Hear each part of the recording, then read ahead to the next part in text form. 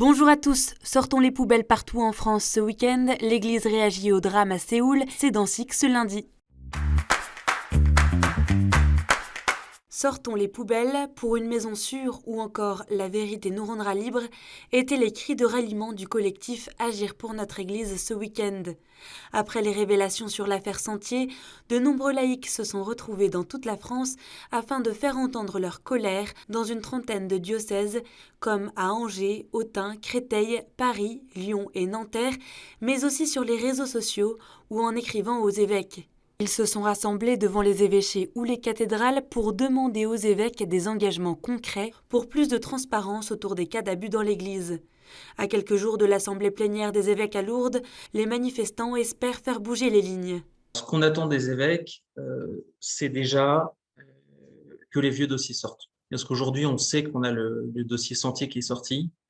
Je serais très étonné s'il n'y avait pas d'autres dossiers toujours dans les placards. Donc déjà, on demande des évêques un travail de vérité. On sait que ça fait mal, on sait que ça fait peur et qu'on peut être tétanisé à l'idée de sortir un énième cadavre du placard. Il faut absolument que les évêques comprennent que l'enjeu, c'est la vérité et la vérité rapidement. Monseigneur Delmas, évêque d'Angers, a réagi dans un communiqué à cette mobilisation. J'entends la colère qui monte parmi les fidèles. Je la reçois et je la porterai lors de notre assemblée de Lourdes. Ce samedi 29 octobre, le pape François a nommé Monseigneur Alain Guélec évêque du diocèse de Montauban, dans le sud-ouest de la France. Ordonné prêtre en 1990 à Quimper, Monseigneur Guélec était évêque auxiliaire de Montpellier depuis 2019.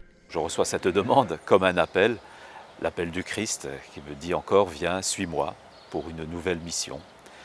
Donc je l'accueille avec une grande disponibilité, une grande joie, et avec le désir bien sûr de me mettre au service de cette église particulière Montauban, de servir humblement comme je le pourrais ce peuple de Dieu qui est en Tarn-et-Garonne.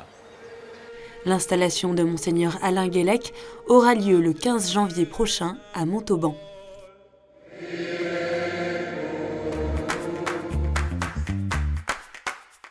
Pray for Itaewon.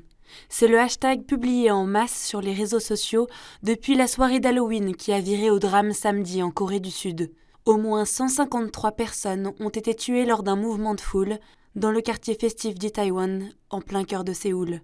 Les images tournées avant la catastrophe montrent une foule ultra compacte et des centaines de personnes agglutinées dans une ruelle, en majorité de jeunes.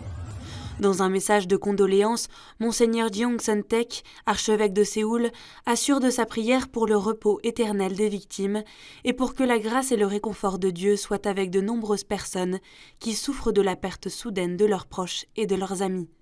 Il demande aussi à Dieu de prendre soin de notre société face au chagrin et à la douleur due à cette tragédie. Les évêques catholiques de Corée dénoncent le cycle de l'injustice et de l'irresponsabilité qui est devenu une pratique courante dans cette société et ont alerté les autorités pour examiner de manière approfondie la cause et le processus de cette tragédie et veiller à ce que l'irresponsabilité et l'oubli ne se reproduisent pas. Une période de deuil national a été décrétée jusqu'au 5 novembre.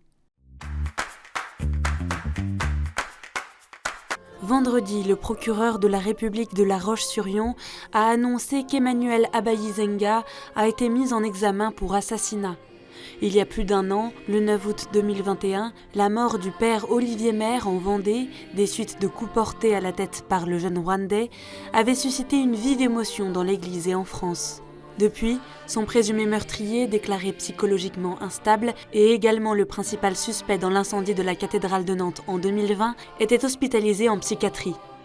Le communiqué précise qu'Emmanuel Abayizenga a été placé en détention provisoire à la suite d'un débat contradictoire devant le juge des libertés et de la détention.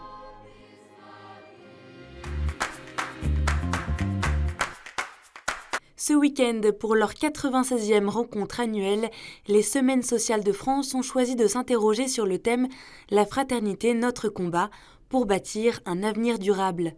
350 participants se sont retrouvés à l'Université catholique de Lille et 700 en ligne pour réfléchir à ce thème autour de la démocratie, l'écologie et la citoyenneté, avec des conférences comme « Citoyenneté, un défi brûlant pour les religions » ou encore « Si tu veux la paix, prépare la guerre ou la paix ».